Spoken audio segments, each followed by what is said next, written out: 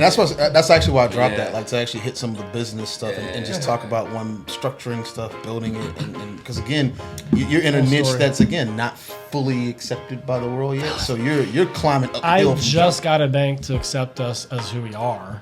We're without a fake name. Now we're doing a DBA forever kind of deal. Oh yeah, we're Rijo LLC. There you go. Welcome to being black. Yeah. Facts. If this is what it's like. So back to what I was saying.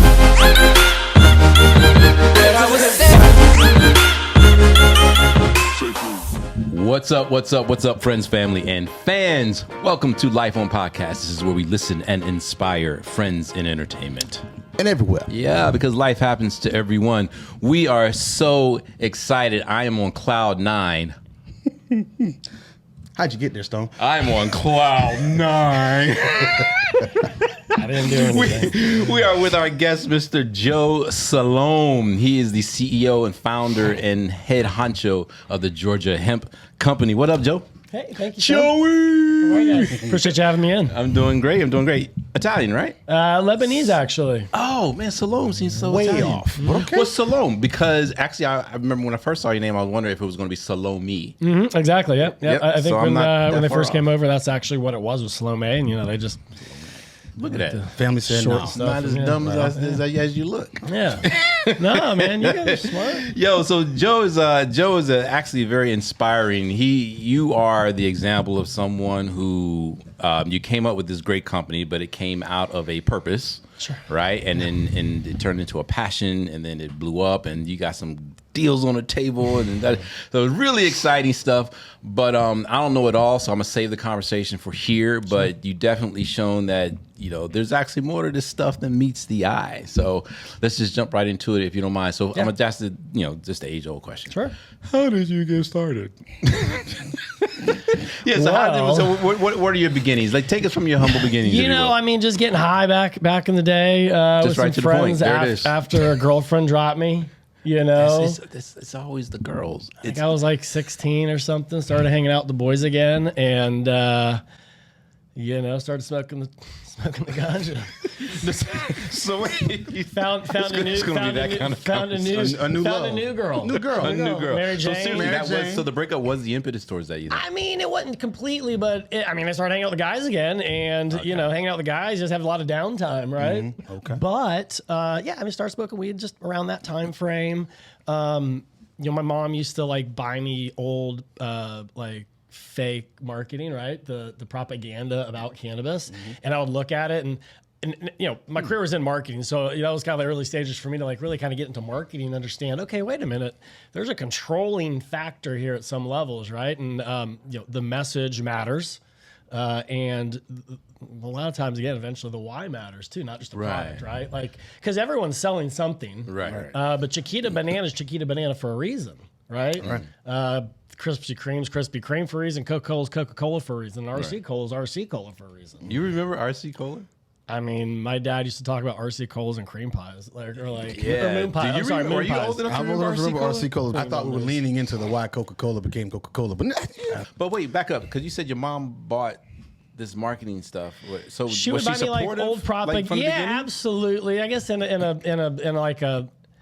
I don't know. I mean, the internet was right in front of us, right? This is in the 90s. So, I mean, the internet was there. Okay. So, if you heard something, you immediately had the ability to look it up. Right. Ask Jeeves was the thing back then. Ask Jeeves was a That big was- thing, right? yeah. I mean, encyclopedia went from on my shelf. Yep, to encyclopedia.com. I think was on it. And we could look up information. Again, that's we're humans, and tools, as they present themselves, we either utilize them or don't utilize them. Right. And there's ways to do that. And so I learned how to utilize Google and Ask Jeeves and all these different things to find information that, I couldn't get it elsewhere. That maybe wasn't true or was true. Right on. So anyway, my mom was a nurse, my dad was in the military, and so standard was you followed protocol, right? Okay. My mom's a nurse, you follow a book. That's what. Yeah, I mean, it's a medical thing. You don't go off book. In military, you don't go off pattern, off what the order is, right? And so, question on that: being a Lebanese family, was that a cultural So I actually had a client who's from Asia, India, from Kerala, and a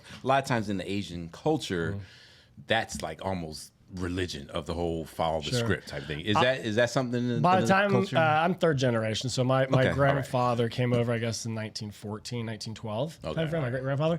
So by the both of my grandfather and my father are both in the military, so they did a stint, through the 1900s here, and as a military family. But no, by the time it got to me, it'd been pretty much You were washed Americanized out. by I'm then. Americanized, yeah. Asking me, grown up on a military base, and Right. yeah. I want to get into how some of the foundational stuff that led towards such a liberal outlook on some of this stuff. We talk about the being on military bases, some of the strict stuff, and just that. How long was that period of your life? And is that one of those pendulum swings that pushed you to the other way? Well, not really. I grew up in Las Vegas, so the first 12 years of my Never mind. life were in All that's Vegas. out the window. So it was Nellis Air Force Base in Vegas, and I remember driving up to 7-Eleven with my dad. Well, he got a cup of coffee and a roll of quarters to throw in the slot machine. I mean, there'd be drug deals happening out in front of the 7-Eleven while I played video games. I saw transvestite hookers out on my way to school at 7 a.m. outside the bar, and I'd be like, "Hey, Dad, what's that about?" And he was pretty real with me, and he'd tell me what it was and what was going on. And in environments like that, it's kind of hard to avoid that kind of stuff. And you got two options: either be real or lie your ass off. Right. and then get shocked when you become an adult. when you Right. find out And so I was yeah. pretty aware of everything. But what I did learn from my dad were all the organizational skills, right? The goals, what it took to get there, how to utilize teams, Nice. things like that. I mean, look, I could have seen myself in the military 100%. I mean, I'm absolutely. I mean, I could have seen it, but it just wasn't where my head was at. I was gonna say it probably wouldn't have been that. I mean, I started getting stint. high, and then next thing you know, I had other ideas. I was like, man, That happens when you get high, though. Yeah, you get ideas. Yeah, you get a lot of ideas. My uncle's a flower shop entrepreneur, business owner in New York City, and heard stories of grandeur from him as an entrepreneur. My aunt was a real estate agent in Peoria, Illinois, and she was doing really well. So my dad's brothers and sisters were these business people. And if you go back another generation, or my great grandfather that came over was running a small business in the middle of Missouri when he first got here in 19 whatever, right? So there's like this history of business too. So you gotta look back. Hey man, I'm Lebanese. There's something in me that just likes to talk and to wheel and deal. And there was something in me that liked business. Okay. And so being here in Georgia, I went to Kennesaw State University, and they had a great business program. Yeah. Great entrepreneurship program. That's what really Yeah. kind of drew me to that. Cole College of Business. Yeah, Cole's College of Business, yeah. That's dope. Sorry, so Anyway. we're not in the military. Where does But I wasn't scared. Like I had an upbringing that was very exposed to, if you will. So taking chances or not following the norm was norm for me. Got you. Right. Yeah. And I always tell them to my daughter now. She's like, I want to get this skirt or this whatever. I said, does every kid have this? She goes, yeah. I said, do you want to be like every kid? Nice. That's what we're doing right now. cool. too. I mean, it's options. It's cool Yeah. if you do, and I do too. Well, we all got to start somewhere, and we're going to start. But how do you adapt that from there? It's cool to get the whatever, but let's just take a step back and look at the other options real quick and see what we can do to make it our own. So I promise I will not get on a soapbox. Here comes the Nope. soapbox. But I'm not. Matter of fact, I'm going to slide it under the table. But to me, dude, I'm such a fan of you being like that with your kids, because half of the ish that our kids are doing right now, we can claim that, it's whatever it is, but at the end of the day, they're following suit. Because especially with technology, you're always being fed. Even when you're not trying to be fed, you're being fed. And that's what technology's done since radio, right? Or since written script. People read, they follow, and patterns become patterns. And that doesn't mean they're good or bad, right? Some bad patterns get followed. Right. Programming for a reason. Yeah. So Absolutely. pushing your kids to be outside, I'm such a fan of that right now. I can't even tell you. And this may be a lame thing that I keep inside me, but my thing is just to be better than average. Yeah. Right? If I can just be a little bit better than average, then that means I'm a little bit different and more and a little bit more driven, a little bit one step ahead. But what's that mentality mean over a period of time? Now it's more than just better than average, right? Yeah. Now we're up here. Yeah. Now it's better Yeah. than ever. Yeah. Yeah. I see a lot of eclectic entrepreneurs like yourself that come from families that have more traditional business minds. You mentioned some real estate stuff and your grandfather's business. Is this the reason that you became more creative at all? Or was it part of just, I don't want to be an average? 'Cause I mean, this is the cool thing. When you're in a family of exceptional people, exceptional is what average is. That becomes the norm. So was it a desire to not run or head a normal business that had you step out into more of a risque, taboo type of environment? I mean, look, I worked for Mo Southwest Grill before this. I worked for a hair cuttery. They're both national brands. I owned my own ad agency for a while. My dad was a chief master sergeant in the military. He wasn't just in the military. He jumped out of helicopters in Vietnam. That was big shit. Yeah. And so for me, I'm like, am I ever going to live up to anything that badass? Yeah. Right. Like, how badass? Dude, his arms were like this big, like at an older age. I'm like, dude. Don't blow his head up. Yeah, I was just there. You already know. He leaned this way. But, you know, yeah, baby. Yeah. But I remember being a kid looking at him like, you're like a big dude. No. Like, how did you do this your whole life?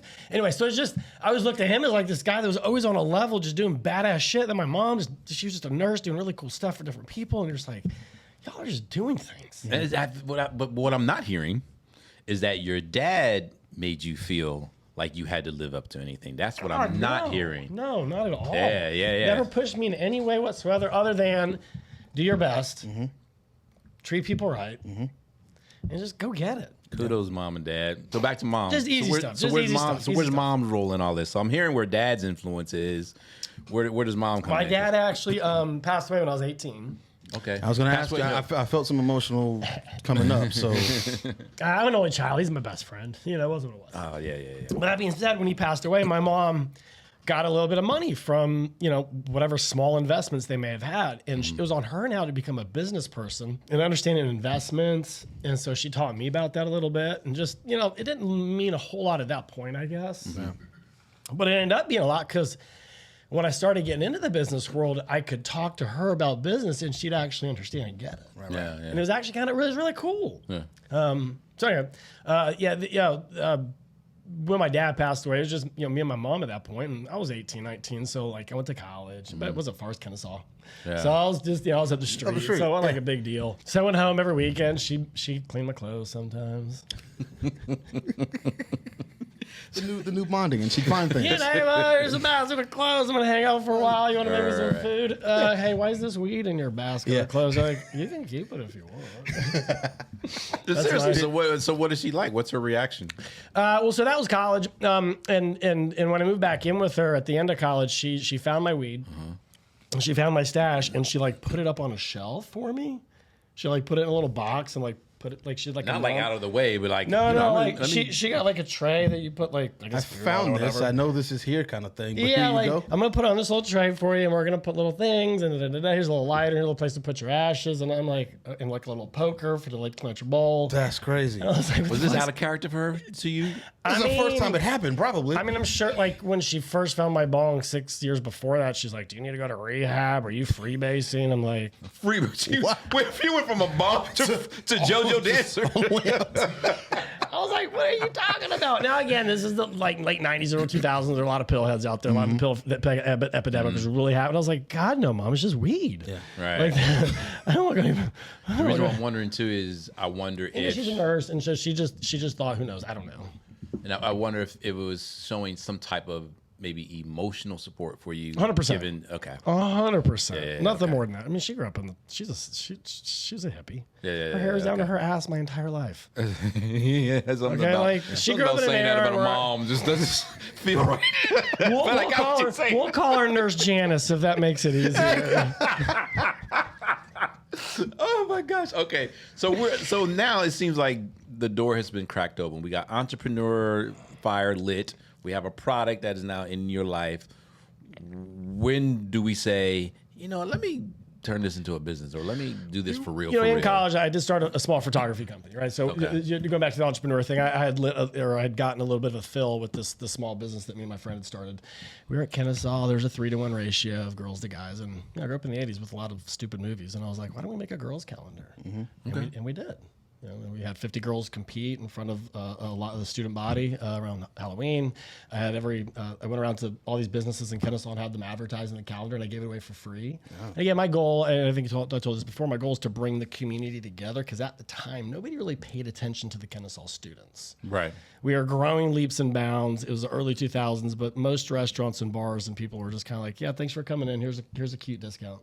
Right. Won't worry about all the workers and the people coming to the mall and coming between their homes. So anyway, we had a small photography company. We did weddings. We did, sporting events, really stupid, silly stuff, right? And then we got out of that, got into the real world working at an advertising agency. And then pretty much my first or second year, like in the real world, my mom, in this kind of world, the story starts changing. My mom came down with cancer. She had a ovarian cancer. And so I was in my professional career, I never did not want to have cannabis. I always wanted to have access. Okay. It was always the worry of like, how do I continue having access to this? Right. Because we all got older and people stopped doing it, right? The people who used to buy from just stopped having it. And so you had to climb the ladder a little bit and figure out, okay, if you don't have it, then who does have it? Well, this guy that, you eventually climb the ladder and you think it's really scary and it ends up not being scary. It ends up being just Jimmy's friend John that's got a family and a couple of kids, and he's selling cannabis, right? Because he makes money, but he also because he knows people need it. I found that people that were buying it needed it for other reasons than just getting high or what we typically were doing at that age, right? And so it was, you were getting it and you'd say, hey, yeah, I use it, but my mom uses it too because, she's got Crohn's. And then be like, well, what do you mean she's got Crohn's? And then you tell me the issues, and I go, oh, okay, cool. Let me go back and just maybe research that a little bit, just to see if there's anything else I can do to help out. That's just my nature. But I would go back and research it because the internet's there, right? And there's all this internet research, and there's all this research that organizations and medical research companies. And one second, I want to do a stone because we're glossing over this whole thing a lot. The fact that he's saying that he's dropping a lot of nuggets, actually, but I don't want to keep interrupting. But no, but a bunch of this is free information that's fully accessible to anybody who's willing to just get on the computer and type in a few words and go get it. One of the biggest things that both of us run into in our respective industries is people who come to us with questions, and his biggest thing is Google it. But people will come and ask. They'll ask us the simplest questions. People, I had a meeting last week that was an hour-long meeting for detailed stuff, and I was like, "You just spent an hour with me, and thank you. Pay my car note with this. That's awesome." Yep. But that was a 15-minute Google session on your own had you just done that, and then you could have come and asked the details. Is that, I want to ask about that intangible and weave it into the story of getting back to what you're talking about, of just being a self-starter and being able to go get and find information and then monetizing free information. It's just what my dad taught me to do. Just figure it out, dude. You can't keep asking. I love your dad. I don't even know the guy. And I love it. Man, I wish I was alive then. Because look, right? There's only so many times you could tell somebody something or show somebody something. Like at the end of the day, just go and do. Yeah. And fall. Ooh, fall down. Yes. Oh, we about to take up a collection plate. Please fall down. break a few You bones. almost have to. Though. Spill some. You Right? have Absolutely to fall have down, and you have to waste some money sometimes. You got to get burnt. You got to know what it's like to feel the pain. Joe, preach. Seriously, because the waste the money part, I am going through that with someone right now. Like they want everything they do to hit and to be right and it's not going to happen. You are going to waste some money. And the thing is, it's not really a waste. I'm not just being Mr. Positive. Like, okay, you found out a way not to do it, but you kind of had to. Man, thank you. Anyway, keep going on. My business partner says inches lead to miles. This is not the first version of this logo and bag, right? This isn't the first bottle. I posted the first bottle that we had the other day. It had like the lowest amount of milligrams. It was the simplest, saddest looking label. But look at this motherfucker. It's got geometric shapes and patterns and colors. Beautiful. And an actual squeeze drip top. Squeeze drip top with seal in a batch in a come on now. Yeah. Right. And that's version 20, at least I bet. Right. Those revisions. Least, right? I didn't mean to go on that tangent. Yeah, it's just but I'm glad you stopped me. When we say those things, I've had people come to me and say, "You keep saying the same thing," and I was like, "Cause you're not getting it." And then when somebody else says it, they magically get it. Look at Alibaba. If you have an idea for a product, you can literally get on there and find a manufacturer that can give you that idea for a product, customized to whatever you want with your logo in a packaging, ready to put into a store or on a website to ship. It's that easy. Right. You want to know how to ship something? Google how do I ship stuff. Right. And I guarantee you there's an SEO, somebody playing some ads that's going to give you an ad that says you can ship stuff with this ad, with this programming. There's a tool. We're humans. Use your tools that people get. We've been given tools. Use them. Right. Why do we use a cup? Because our hand wasn't sufficient. right? This is way more liquor fits in the So cup. many lanes I can go down there, but I'm just not going to. so Anyway. many All right, platforms. Joe. Back. Yeah, to so mom. back to I'm because sorry. what I'm hearing so far, what I'm getting a hint of with the calendar and stuff is, and you said a key word, you said a community is. It sounds like you're starting to get a sense of recognizing a need, and then That's what entrepreneurs do. meeting it. Yep. We find a niche. Yeah. We go after it. That nobody else is doing it, and if they are, you do it better. Say that. So where did the calendar go? How did that evolve? We printed 5,000 of them. Okay. I had 3 advertisers on each ad. Each model in the calendar got a full photo shoot. So they left with about 9 different photos that they could use for whatever they wanted. It was a great success, and I graduated and got my first job at an ad agency. I don't know. Which ad agency was it? If I can ask? At the time, it was called Carter Advertising. We did recruitment advertising for the transportation industry. So we helped recruit truck drivers. Yeah, for trucking companies. Cool. Okay. Never thought I'd ever be in that. So my goal was always to be, I want to be in sports marketing. Like that was the goal, right? Okay. I got into truck driving. Well, success is this thing. It's not 100%. straight line. It's Inches always lead to miles. You know, Exactly. baby steps. Everything was something. And so what I always said was everything I did was a building block for something ultimately that I was going to do myself. I love the clips that you're giving me right now. This is amazing. All right, where do we go from there? So now you left Again, the ad agency. recognizing that I was at the ad agency, recognizing other people were using cannabis for other stuff other than just getting high. And at that point, my mom was diagnosed with ovarian cancer, and we kind of went through that process. Okay. She was open to using cannabis, but she was also going through chemo afterwards, right? And so it was kind of a dual thing, but it was what the cannabis did to help her recover from the chemo and bounce back in those years afterwards that really kind of helped and kind of really opened even more eyes. Let's do some educational stuff then. What did it do? Because obviously, I mean, I've taken it for pain. I've got 2 bulging discs and I've got sciatica and all that stuff. So it is one of my Using favorite. it for some stuff. Yeah. But what is tell us what it does, what it actually does, as opposed to just relaxing you and getting Yeah, high. and what we traditionally know. Well, about 40 years ago, there was a gentleman named Raphael Meshulam in Israel who started doing some research on cannabis and the human body. And what he found was that we have a system in our body called the endo or natural cannabis system, the endocannabinoid system, natural cannabis system, where we have receptors that accept enzymes and cannabinoids to help them react with our body to bring it into homeostasis. And so we have a CB1 receptor in our brain and what we call CB2 in our peripherals. And different cannabinoids interact with those receptors to help us feel certain ways. Okay. So with cancer, if we took it back to the beginning of it, cancer, a lot of people will start taking high doses of cannabis oil to help stop or kill the cancer. It will vasorestrict flow of what that cancer cell is trying to eat off of. That's what I was going to ask. So cancer actually literally helps with the disease directly. It's not just to help you feel good to get through it. It literally Research shows that it will go and it will stop the flow of food going to that. It'll kill that cell from eating anymore. Starve it. Now again, this is high level stuff. right. Lots of cannabis oil a day. Couple grams of just straight extract. Right. Okay. More than what's legal now. Yeah. Well, you can get that kind of stuff for medical reasons in medical states. Sure. But absolutely, this is concentrate stuff that would put a horse down.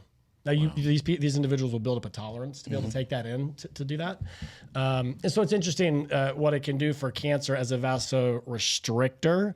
For sickle cell, it's a vasodilator. So it's opening the blood vessels for those large platelets to flow through. Okay. So somehow it has some kind of biointelligence to know what to do for each thing. These receptors. The body that tells are it how to eating, use it. Yeah. right? The body Freaking tells it how to use it. amazing. And it's been around for millions of years. This isn't new. It's a plant. Plants didn't just show up. Right. Right. What I always find interesting, and again, going back to just kind of when I was growing up, you'd see an article, or you'd see a story about a frozen body being unearthed and unburied, and it had this with him, and it had this tool, and it had whatever, and then they opened its satchel, and guess what was in the fucking satchel? Cannabis. Yeah. Every time. And so as a 16 to 17 to 20-year-old, and you're like, wait a minute, who's lying? Why are they using it? Let's guess. Yeah. Whatever reason you want to guess. And were they burning it? Probably. Or were they eating it raw? Maybe as well. But they both have medical purpose. They both have therapeutic purposes for this natural cannabis system. So that's Raphael Meshulam. Him and his team discovered this, documented it, and two of those members from his team now work for a pharmaceutical group in the UK that has the first FDA-approved CBD medicine for seizure patients. So there's a tree, right? There's a tree. It's like a coaching staff, right? There's a tree of people that from him, those guys, and what I'm sure the people that are under them are at other pharmaceutical groups as well doing research about cannabis. So we're really excited about cannabis on the street corner and being able to get it in stores and beverages and gummies but the pharmaceutical company's about to fuck it up. So I'm just about to ask you. Yeah, you took it right up. So you're excited. Awesome. What kind of battles are you looking forward to? Because obviously, they got to figure out how to monetize They're it before going they to isolate allow you every to do one of anything. these things. They're going to start doing research on every one of these cannabinoids and what it does to the endocannabinoid system and what it can do for these life-threatening diseases, particularly, right? Like, okay, cancer. Let's go after it. Let's see what we can do. Alzheimer's, Parkinson's. CBD alone as an anti-inflammatory, what does it do for our brain as we start to get older? We're the first generation that can start taking CBD at high doses and as an anti-inflammatory that won't hurt our livers, won't hurt us, right? Like an Advil or something over a period of time, and it can maybe help all these brain things that we have as we get older from that are inflammation kind of a thing. Jeez. Everything starts with inflammation, but what if we can get these Alzheimer's, these Parkinson's, these things that, or even like NFL players? Like, I'm great friends with some ex-NFL players, and them banging their heads for years. They understand what it did. They know what it did. So are you going to move into that space, or we've been playing in that space? We've been playing in that space. We've been working with ex-players for the last 7 years, and yes, and we'll get into this later. But our new partnership with the Braves. We're the official CBD of the Atlanta Braves. Major League Sports recognizing what CBD can do. They're allowing their players to use cannabis now, right? One, because they don't want them using opioids. Right. Two, because they're understanding what this stuff can now do. Right. But what we have is, and again, it has to go through a process, a pretty rigorous process, but it's NSF approved, and NSF approves machinery manufacturing and products to go into athletes' bodies. Okay. So if you're taking like a Gatorade Twitch, you're taking a powder that you're working out with, and you want to make sure if you're an Olympic athlete, MLB athlete, NFL athlete, you want to make sure it doesn't have anything in it to fail a test. Right. NSF approves that, and that's what we have now for athletes. We have an NSF approved CBD that athletes can take. It's pretty cool. Congratulations. Yeah, on that. that's huge. So we're the third company in Major League Baseball to have this contract. All right. So anyway, going back, the endocannabinoid system. That's why we believe in it so much. It's on our walls in our retail stores. It's something that I was preaching and talking to medical patients here in Georgia about since day one, because we all, us, me, them, the doctors, all had to understand what cannabis was going to do to their bodies versus the medicines that they were going to bypass. I got a question about just education in general. NSF approved, is that what I've never heard of that before in my life. First time I'm hearing that is right here, right now, about that particular approval agency. Wait 1 second, and I want you to get deep into it because I got 2 parts of this thing. A big thing that the generation after me is running into is that educating them about the importance of things is difficult unless they're direct injected by some kind of microwave entertainment thing. Everything that you're sharing right here seems to be real high level thought stuff. I see me and Stone digesting it because we're thinkers. Well, I appreciate that. You're a high level thinker. I mean, that's the Stoner talk to me.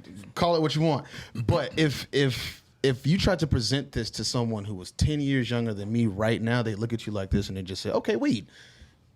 All the internal, all that stuff would do just like this. You should see the valets that I talk to when I drop my cars off sometimes. They'll be like, hey man, you're in the cannabis industry, this, that, and the other, and we'll kind of get into an in-depth conversation and they'll just glaze over. Just what, dude? Yeah. So that's my thing is how do we turn this, because when we go back to your sales and your marketing background, marketing is the direct driver of everything. Getting someone to see a vision in the smallest digestible bite possible, and it has some type of entertainment factor. When you're setting up or doing research on how to get people to see this for what it is, what is that process with talking to the different age groups, the different generations?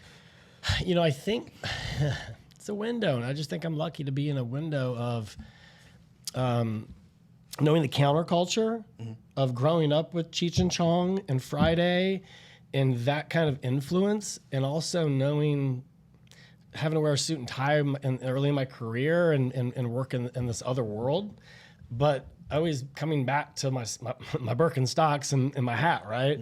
I always wanted to meld the two. And as much as this is medical, and I'm not going to ever lie about it, I went to Kennesaw State. I shouldn't be talking medical stuff at all. But unfortunately, I had to go and do the research because nobody else would. I went and did these things because somebody else wasn't going to, aka the government, right? And they made these laws, and somebody had to provide something to the patients.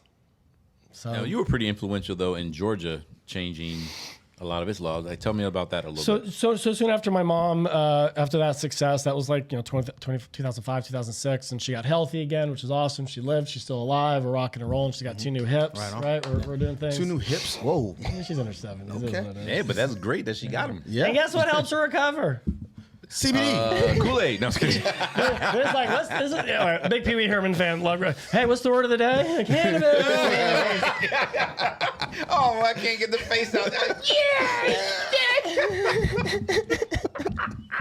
Come in riding on my scooter, my flying bike.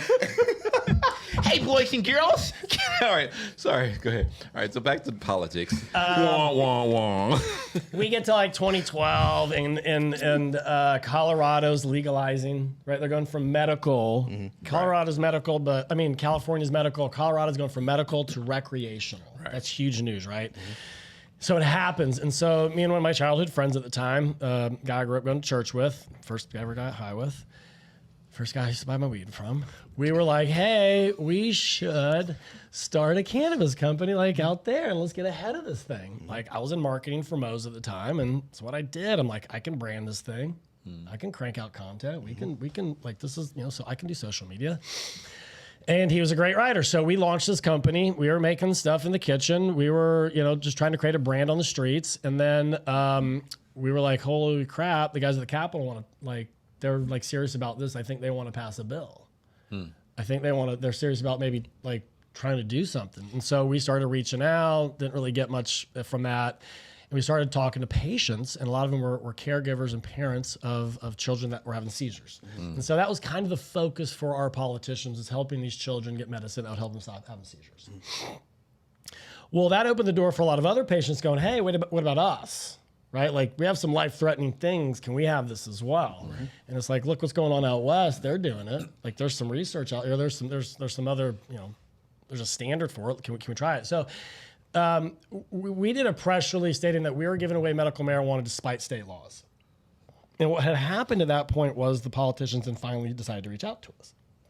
Because people saw the press release and the benefits of that, and then constituents stepping away from them. And news groups were reaching out to us. And again, I was in marketing, still young in my career, but at the same time, it was like, I know what to do. Right. I know what to do here. Yeah. Let's edit the interview.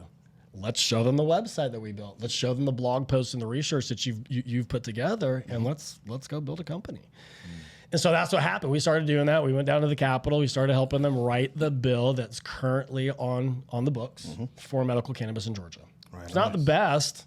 It's not great, but they're baby steps, right? Yeah, they're somewhere. We'll get somewhere. Inches make smiles. Is that what you said? Inches lead to miles. I'm going to soak that one up. Take it in. What's some of the pushback you got? 'Cause, being here at the edge of the Bible Belt. Yeah, just you're right in the Bible Belt, right here. So you get pushback from religious groups. You get pushback from legal groups, law enforcement groups, right? From local small town all the way up to their state representative that represents all, let's say, sheriff groups, right?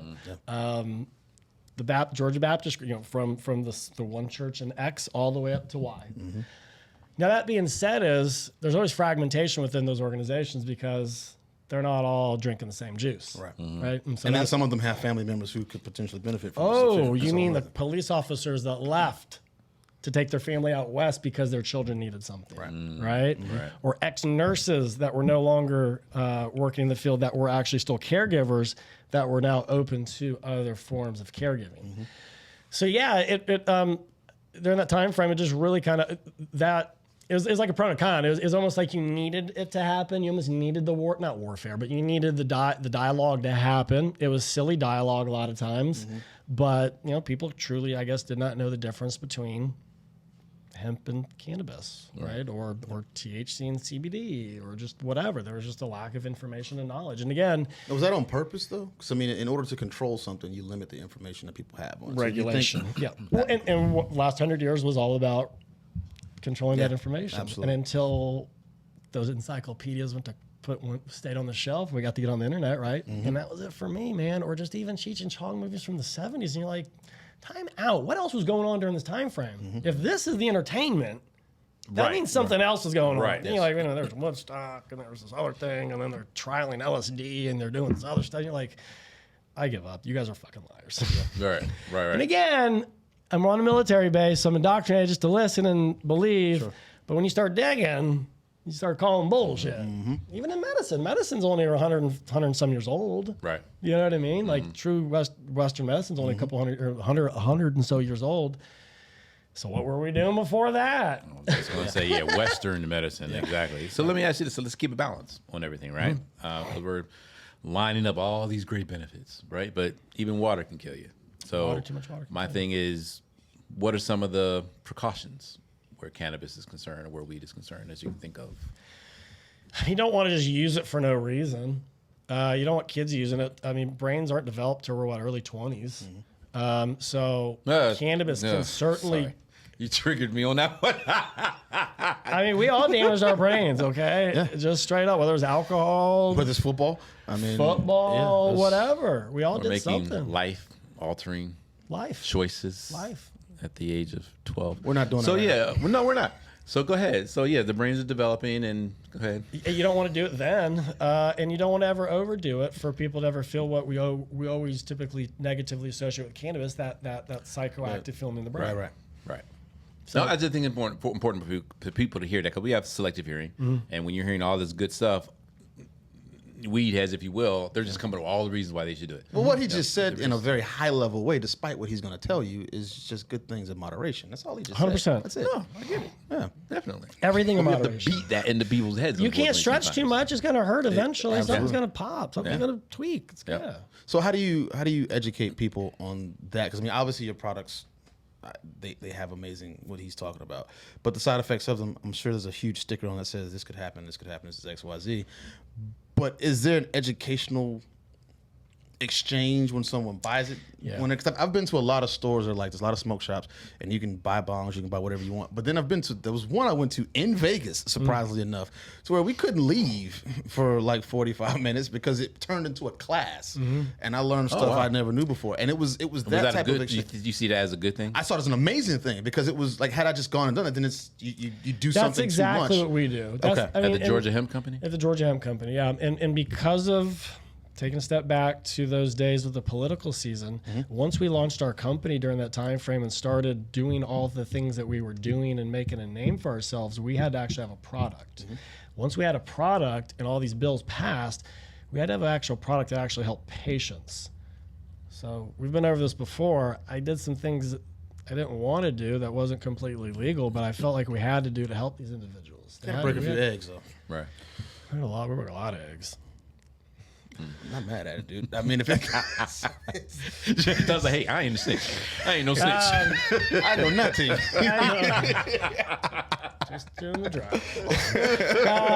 It was a very, very fun time frame. But through that process, I sat on a phone answering it every day, looking at an image of the endocannabinoid system and its breakdown, what everything was, what it meant, taking that in and drilling it and talking with this individual, whether it was about cancer, Crohn's, epilepsy, mitochondrial disease, the list goes on.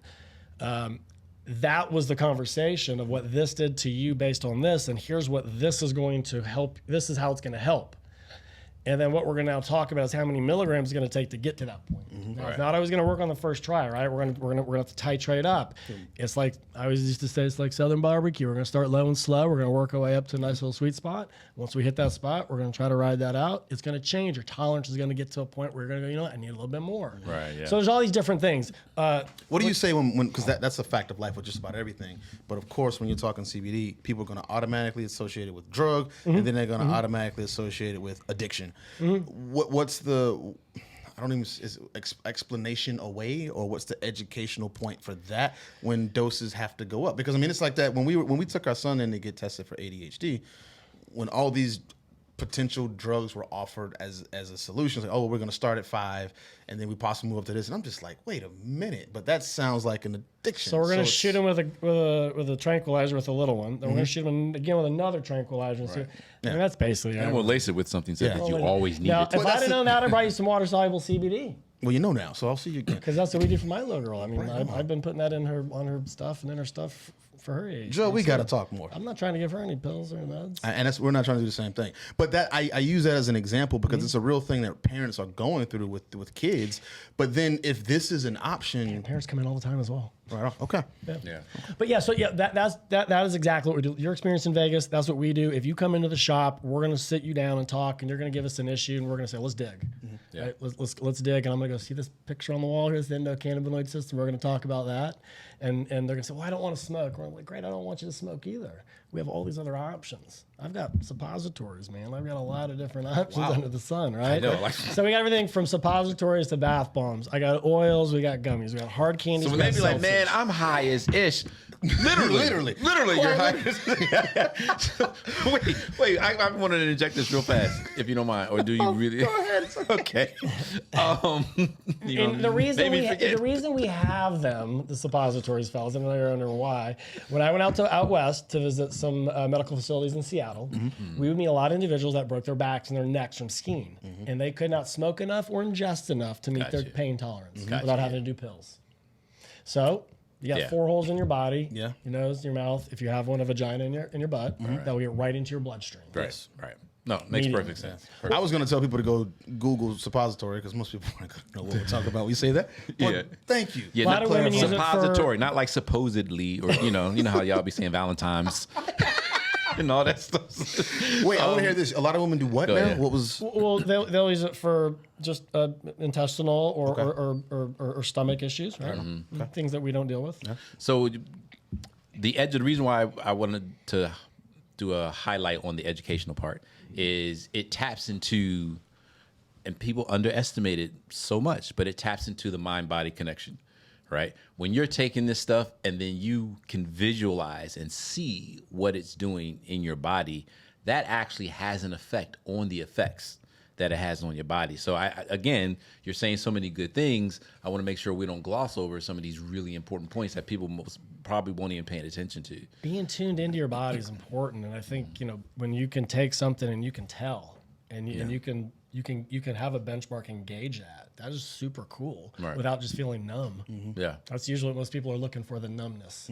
Make me feel numb, make it go away. Fortunately, that's not life. You can numb it away, and then in a week it's gonna be super tight or whatever. It's still gonna be a bump of this or that. You gotta have something different. And so, being in tune with your body and understanding and using things holistically is something maybe new for a lot of folks. Yeah.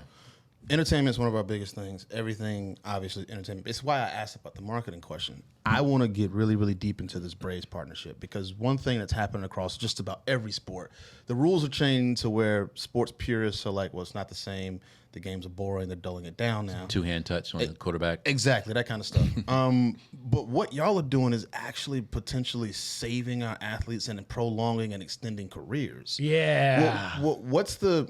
What's the history about leading into that partnership, and then what's the future that you guys see with it? This could go back 15 years when I was at 790 The Zone. I always wanted to be in sports marketing, straight up, first off.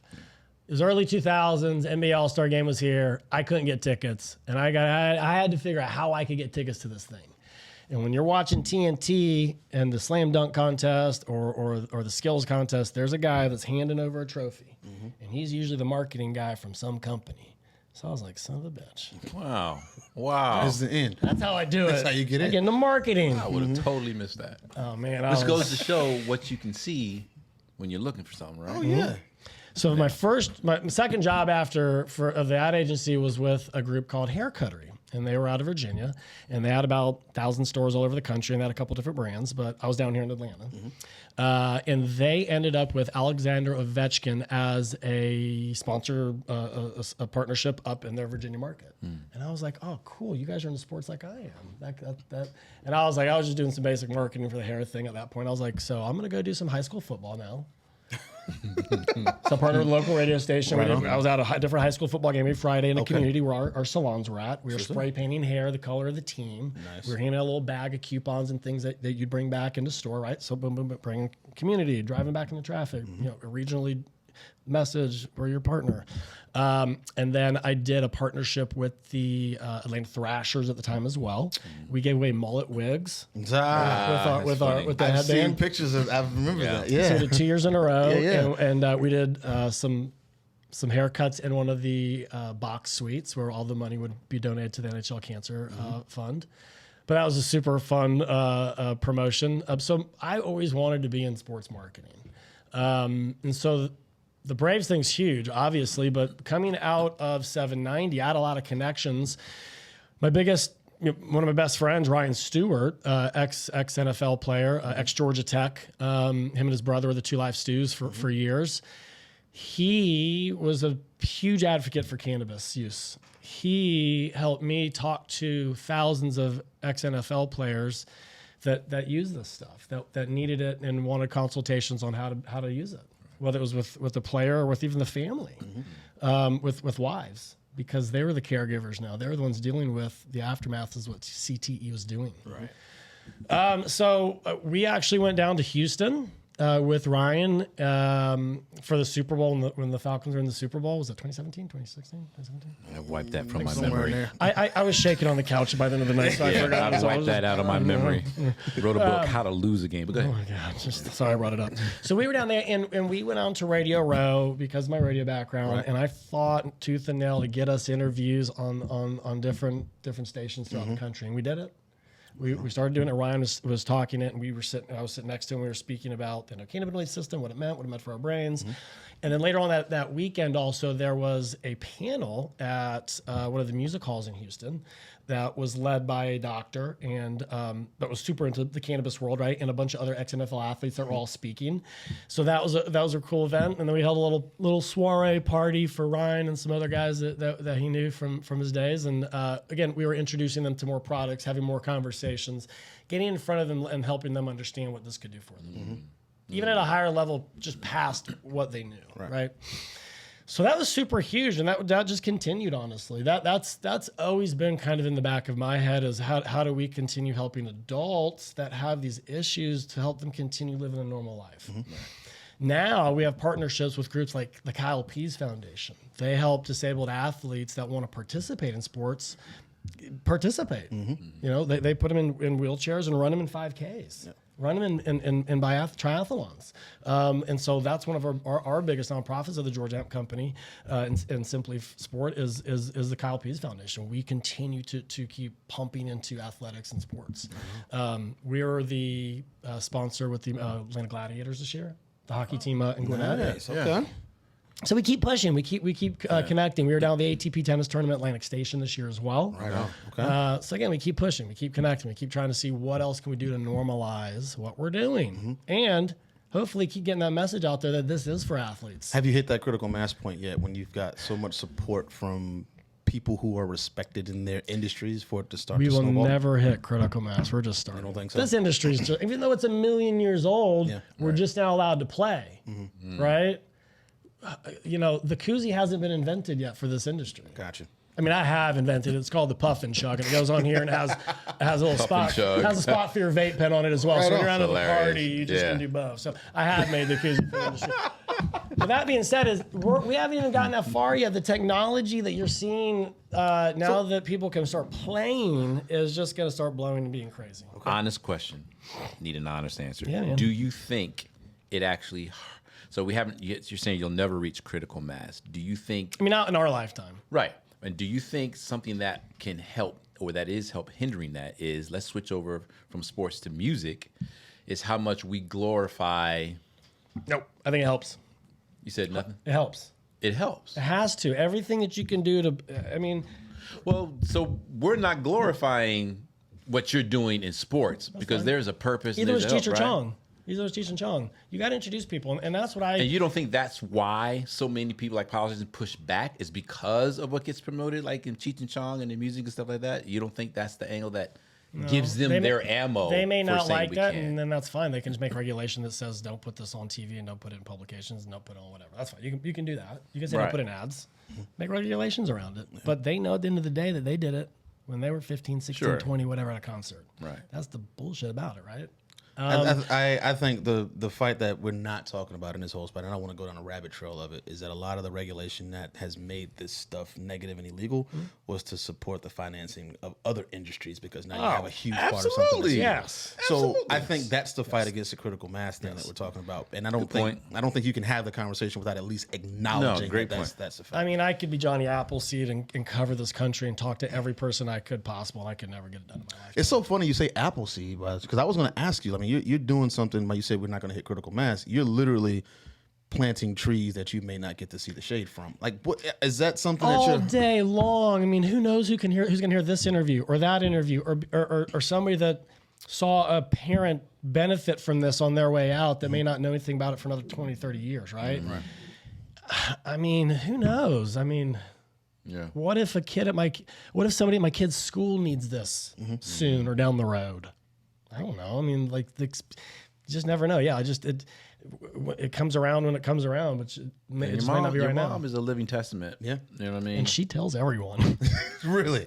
She's like the walking she should. person now? She'll be like, hey, I need some more flyers. Right on. and I need another pack. Right. Yeah. Now, speaking of like flyers, are you doing cool little things? You've got those little QR code things that are on the back of everything. Yeah. So one thing we do with the QR codes, it's kind of standard in our industry. It goes to all of the COAs, or certificates of analysis, that shows what is in the product. Right on. Oh, I wanted to get on that. Yes. How accurate is that? So you go to a dispensary and it's like it has the ratio, right? I mean, can they honestly be accurate with that, or let's keep it 100? They should be getting third party oversaw it. Can they fake them? Can you get the PDF at home and fake it? Yes. Sure. Just like fake IDs back in the day. Right. Absolutely. But man, we're paying millions of dollars for licenses. These folks are paying millions of dollars to participate in this industry. I hope the hell they're not. Because that would just be a detriment and a hindrance to the work you're actually trying to do. To the entire ecosystem of what we're trying to do.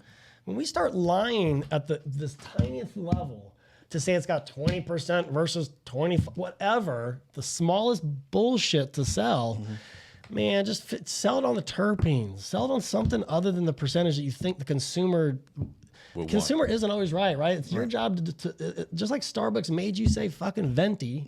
It's your job to drive the consumer where you want them to never go. said venti. To this day, I still don't get it right. I refuse to say still don't venti. get it right. And not trying to push back. Yes. So, But they built the path, and so it's our job as an industry, especially as the builders of it, to put people on the right path of understanding. so outside of those knuckleheads, even those that truly want to be accurate, is that possible? Because I always heard I think that it is is really not what they say it is. It's everything's within like a plus or minus 10%, but it isn't something that's but like at that really way nth off. of a level, you're within.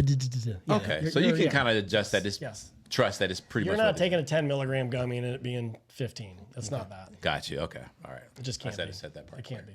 All right. That's too much. Anything else for you? There's a bunch more for me. He was going on another thing when you asked me. About he we were talking about the jumped in QR codes and what they're sending it to. Just I want more details on that and just all the information that's there. So yeah, COAs. A lot of times when you buy something out west, you'll have a piece of paper that has like a thing that shows the certificate of analysis and all the breakdown. Sure. Less is more for me. In our industry, there's a lot of waste. There's a lot of trash, a lot of plastic. Let's just fucking put it in a bag and throw it out there. For me, I don't think so. I want to recycle it. I don't want to put another piece of paper on here. I don't want to put more stuff on here. Go to the website. It's digital. Yeah. right? Or packaging. A lot of this is either glass, which it is because it is what it is, but plastic can be recycled. Aluminum can be recycled. This isn't plastic. This is a hemp plastic. Okay. So this is going to biodegrade and be more recyclable than regular plastic. We have some other stuff that just degrades when you throw it away. And so again, trying to put less on the industry, trying to put less on our world, right? Trying to put less is more. There's people want to put a lot of packaging around products. Right on. As far as the partnerships go, I mean, when you have names like the Braves, obviously that's going to hit huge here in the Southeast. Are you targeting artists in the music industry and actors, and are they becoming more vocal? And is there anything you can talk about? Because I know when we talked to Chad, we couldn't talk about the Braves thing yet because I don't think it was official. When we talked to Chad, so we had to stay mumbles on that. So is there stuff that's already cooking that we can expect to see soon that will aid in the education and the growth of it? And then just, as Stone said, just kind of changing that perception and perspective of what the industry is. Yeah, we're really leaning into this athlete thing now. We're developing more products for the athlete. Okay. They need more education, and so it's also more building more programming around that. Okay. We have to work with these leagues. We can't work against them. We can't pretend like we know more, even though we do. But we have to try to work with them as much as possible to start infiltrating, whether it's with the trainers or even on their social, their digital media to reach the masses. That's how we reach critical masses, by utilizing these larger groups. It's like having industrial like Levi's or these big manufacturers start using hemp in a different way as well, right? These big guys have to get it. So whatever we can do there to start leveraging it, what can we do to leverage this to get with Emory? Yeah. What can we do with this to work with other legitimate medical groups that work in the sports world to really infiltrate the athlete? Right on. Okay. But overall, we've also got to be regular marketers. We've got to do regular marketing things. We went to the pickleball tournament up here at Johns Creek yesterday with Major League Pickleball. It's an amazing environment and, something that I'd want my brands to be part of, right? And so it's continuing to look for that. We've got a couple big concerts coming up. We used to be part of Sweetwater 420, which was one of our signature events. So we love that world. We find that musicians are much harder to talk with. Really? About this kind of stuff. Why? I was gonna say, why is it? I feel like they're very proud of their brands when they're in their windows and their peaks. Okay. And things just tend to be a little harder to get to. Gotcha. Okay. It's interesting. Yeah, I mean, trust me, I've been backstage. I've had the bags. I've had the connections of whether it's the actual promoter, the built, whatever, and it's so hey, thanks guys. There's a level. Like I got my plug. I'm good. Correct. Yeah. And I'm also dealing with that in the cannabis world. Right. Especially like a Sweetwater. Halfway through the day would turn into a lot of smugness from folks. I know about terpenes. I bet you do. Yeah. Let's talk. Right. Like, I'm not here to say I'm better than you or you're better than me. Let's grow this fucking industry, dude. Right. Why That's a good like point. that? I never thought about that. Yeah. So is it? this just brings up more and more questions. In the music industry, there at one point there was a kind of a crab in a barrel kind of mentality, until you started seeing hubs of collective artists getting together, and then you start seeing the blow up situation of the feature stuff and all of that. But a lot of artists that I worked with didn't want to work with a bunch of people. They just want to do with their camps, and that was it. Do y'all have a crabs in the barrel mentality? Like, if I can't do this, then I'm not going to let you do it. Is there a lack of partnerships? Okay. Not at all. I mean, we've always been a partner here in Atlanta. If somebody's doing something, we would be there giving them money to support it. We're setting up our tent. We're there. We're popping up. We're there to make yours look better. Whatever we can do, let's grow together. Right on. I want to know what all this stuff is. I see a whole heap, a lot of things. I was going to say, we'll just start with the CBD oil that's NSF approved. If you're an athlete that has to get tested, this will help you. Okay. This will help you not test hot. But this is our certified NSF Atlanta Braves Sympleaf Sport Oil. Right on. So that kicks everything off. We have a CBD beverage. Everybody loves beverages. It's also a great mixer, but there's 20 milligrams of CBD in this guy. Okay. That's a beautiful tasting fella. Right. We have some CBD THC hard candies.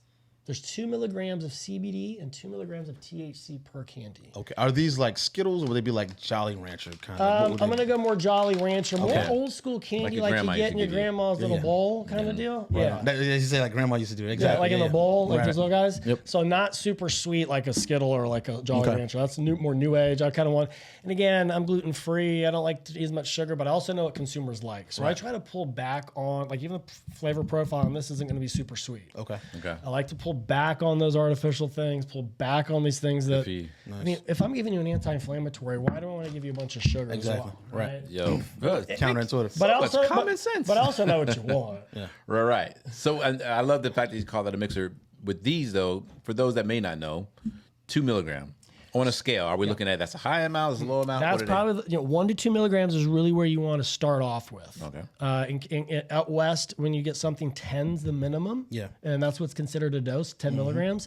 Okay. My wife does not really consume, so she's in that 2 to 5 milligram. Yeah, so is my wife, except for on the 4th of July when she just decides to eat 15s when we're about to start the fireworks show. That's always fun every year. But that's a good segue to my point, because I was going to say on sidebar, guys, we should have a BTS scene. Let's go ahead and consume some. But then I just realized, I'm the lightest of everyone in this room. you Probably. wouldn't- yeah. So all the BTS would have just been me. Just put the camera on okay, you, and just leave it. Chad. I was smoking in my car when y'all were pulling Right, up. and you're dropping in mental biology. And stuff. Yes, so I realized that wouldn't have worked. I might have eaten mushrooms in there. I don't know. Hey, man, listen. So the candies are excellent. These are great for microdosing or just kind of popping throughout the day. If you want to build yourself up to a point, right? Let's say you're at a party and you don't want to drink, but you're just drinking some CBD. Maybe one of these every 20 minutes. Okay. Right? Whatever it is. You're out on a hike. You're out fishing. You're out just hanging out at a concert. This is a great consumable. Now, Somebody brought you shopping all day and you don't want to be there. husbands, there you go. We're going to talk about the legality of some of this really quickly. Yeah. If I'm in the state of Florida, Georgia, Alabama, am I okay? You're okay in all 50 states. This is hemp-derived products. There we go. So hemp and cannabis, what's the difference? I don't know. You tell me. The level of THC in it, they look the same, they smell the same, but it's the level of THC because of how it's been bred over time. Really, it's not about marijuana, cannabis, or hemp. It's really about sativa indica and the hemisphere they're grown, what they look like, and what those kind of plants can produce in those areas. Sativa indica terpene profiles as well. But anyway, yeah, so this is all legal because it's hemp derived, and anything from a THC perspective is below the 0.3 percentage perspective as well. Okay. Now, all these What's words the you key just... about 0.3? There you go. So the hemp bill, the 2018 hemp, the farm bill said hemp can be legal with a THC element of up to a certain percentage by weight. Okay. We call it weight. The weight could be an oil, which is super light, or a gummy, which is heavy. So we can put more THC in this one gummy. because of that. Yep. Gotcha. So 0.3 Delta 9 in accordance with the 2018 Farm Bill. Didn't know that. So 0.3. So Delta 9 is legal as long as it falls below that percentage by weight. Right. So I got cookies that are this big. Yeah. I can put a lot more in that. Have one of those cookies. Have you?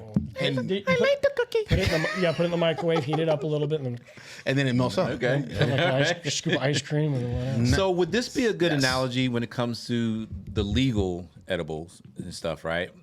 Is where drinks are concerned, like Johnny will wake up with a Jack or something. I do 2 shots Right. more. Yes. Now- That was Uncle Nearest this morning. Now, is it just because of both taste and Saturday, I mean. taste and the slight effect of it? Like some people will drink out of I don't know the word to use for this, but it's comparison to getting drunk, right? It's just the what they say, maybe take the edge off. They call it that. It's like lubing up your system. There you go.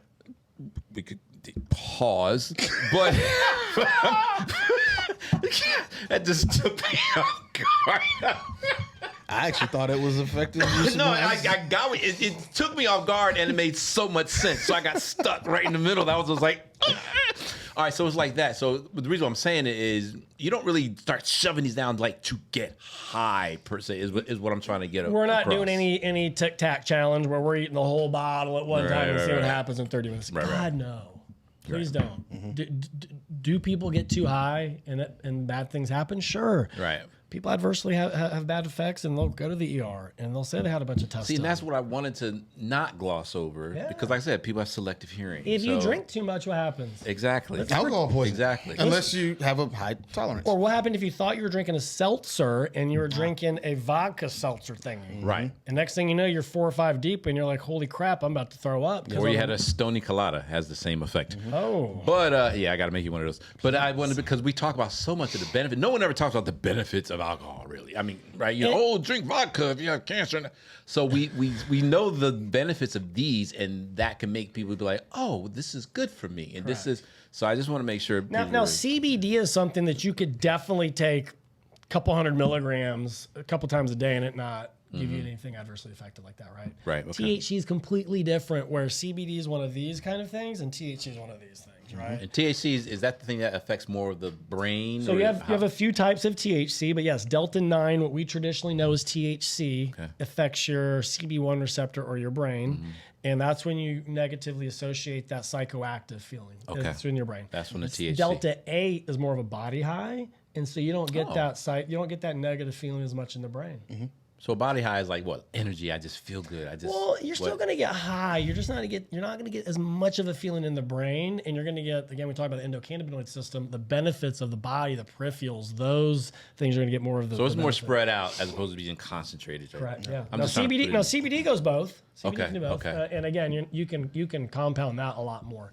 Got THC you. you do not want to. Now again, we talk about this with anything. Again, right? Too much water. Right. Too much peanut butter. Too much medicine. Too many pain pills. Right. You still got to build a tolerance to pain pills. Right. Facts. You got to build a tolerance to everything. And I think that's what's important no matter what you're doing, that you want to, sweet tea, got to build a tolerance. Or you're going to start, you're going to be bananas the first few days you drink it. And that's where you get the whole gateway argument from, to be honest with you. I mean, it's exaggerated, but that's where they get the whole gateway thing, where to the point where you're trying to get the same effects, you take more and more and more, and all of a sudden you're like, oh, let me switch to LSD now. Correct. We're scared because of what we've been pitched. And everyone else is scared what they've been pitched, and whatever trauma they've involved in their lives have all built this up to, I'm staying away from what that thing says right there. Right? Yeah. Yep. It's just all these storylines we got in the back of our heads, right? That we're just, that's how we make decisions. Absolutely. Stone likes to do this quick rapid fire 5 questions thing. I don't know if he has some today. I didn't today, and he's the perfect guy for it, and I didn't have any. Fail. I've got one. Well, I can find some. How do you feel about ayahuasca? Let's go. You said what? Let's go. What'd you say? You said let's go? Let's oh, like, I have like a- go I have- get or like go let's talk? I have a buddy recently who gave me a little vial of DMT that he made from some bark. Okay. We need to talk more for real. All right, careful now. All this is live, and Well, that's why Johnny's not getting too deep. I don't want the perception. But it's also life. It also It is. exactly. And what we're doing right now is first of all, I see what you did there. Thank you very much. But that was a question that I was going to ask, and I was going to warn you that it is a little off the cuff and take you off guard. But out of this whole experience you're having and doing, what kind of, for lack of a cheesy term, what kind of life lessons have you derived from your mission and from what you're doing with this stuff? Like, what is it about life that's caused you either see better, be better, or just, I don't know, what's been impactful life-wise for you that you've gotten out of all of this, to helping people, to whatever it may be? I think we all need help. Keep saying yes. Keep saying yes. I mean, just unless your bandwidth is just so burnt out, but typically it's not. I mean, we're usually pretty good about that kind of stuff. I mean, keep saying yes, keep opening doors, keep going, keep meeting new people. Some people get old, just in general and in life, just not everyone's going to stay the same. And if you can bring people along, great, but that shouldn't stop you. Right. yeah. That's good. A real good point. Almost a reason for a season. Remember? Absolutely. Like we just talked about. Yep. We were talking about how sometimes people are in your life for a reason or for a season. 100%. And I mean, okay, I would, it's okay. Yeah, would have to assume that in your industry, you run into that possibly more because people are more afraid to touch things that aren't as socially accepted for extended periods of time. I feel like people find me in their lives for a lot of reasons, if that makes sense. That makes a lot of sense. You do have a little Jesus-esque going on. Side note, about 10 years ago, a friend had their birthday, and you had to dress up like somebody famous from L.A. I came as Jesus. Yeah, she would have been her? Okay. I came as Jesus. Did you have the skates on, though? I didn't have skates. Like, but I had the guy in LA that does it. I didn't. But some children showed up, thought I was Jesus, and we took a picture. Right. There you That's go. awesome. And you changed their lives then, I bet. I met them about 6 months ago again, after 10 years. It was way, that's awesome. They were fucking dying laughing. That is hilarious. Because you look the same, I bet, right? Guys! But speaking of what you said, change lives. Wait, what? Do you have a story of someone going from zero Too many. to just too many. Is there one that sticks out or no? Too many. Okay. I can't focus on one. There's too many. And that proves the positive benefits and the necessity for this to go because it's become so natural and so normal. Yeah. I mean, it's I serve ice cream. Yeah. I'm just selling ice cream. Yeah. I got patients that come in and they're happy. I got a fucking great ice cream. Right on. I'm sorry. I wish I could remember, like, what's the name of Friday? That's all I kept thinking of. Why I can't think of his name? Come on, y'all, help me out. What's the guy in Friday? The Big Worm. Big Worm. Big Worm. Thanks, You're Big Worm. Yo, this is so. Where is the Georgia Hemp Company located? Well, the biggest place you can find us is thegeorgiahempcompany.com. But we have 4 locations in Atlanta, Duluth off Sugarloaf, Woodstock, Sandy Springs, and Decatur. Where are you at the most? Which one do you hop in or do you bounce around? Man, there's a golf course I try to find every week. There we go. Stuff. No, I'm usually in Sandy Springs because that's our hub. That's where shipping. That's where production is. That's where a lot of people are just coming in and out. Yeah. It's closest to my house. Not that matters, but it's just that's where a lot of the ins and outs are happening. Right. So I'll usually pop in there. Do you do tours and little educational micro things and stuff like that for? Yes, yeah, absolutely. If it's a vendor that says, "Hey, can you join a Zoom and educate our staff?" Absolutely. If it's a nonprofit that reaches out, if it's a work lunch that an office reaches out to, yes, 100%. And what about in one of your stores? Do you ever have some kind of a community event where it's just Yeah, we do comedy nights. We have a big really? Yeah, we have comedy nights, yoga events. We have a big equity tour that's coming through in a couple weeks. We've done podcasts in the shop.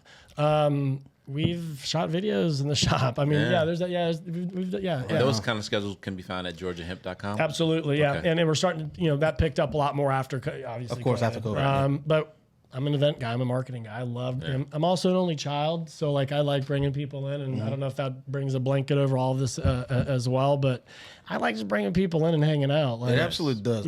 My son's an only child and probably will be one, and you make me happy to see that he could become this. Is he a Cancer as well? No, he's a Scorpio, which is terrifying.